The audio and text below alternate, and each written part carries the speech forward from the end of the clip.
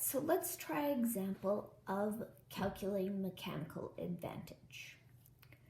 So the first thing is this is a word problem. So what we can do to help is to draw out what it actually looks like to help understand what's going on. So calculate the mechanical advantage of a person applying 5 newtons to lift a 60 Newton box with a pulley. So we know we have a box and we also have a person and we have a pulley. So we need to connect the system. We know that the person is applying 5 newtons. And we also know that the box is 60 newtons. So now that we kind of know what's happening with the system, our next step is to write out the equation. So we're trying to figure out mechanical advantage, so that's MA equals force output divided by force input. So force input is how much is being applied. So it's the force the person is applying. And then force output is the force the machine applies to the object or the person.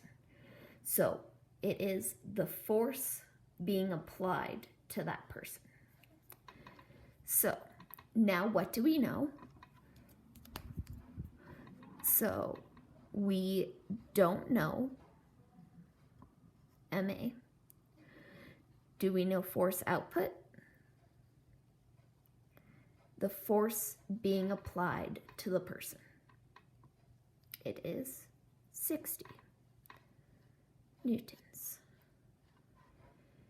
Then we need to figure out force input,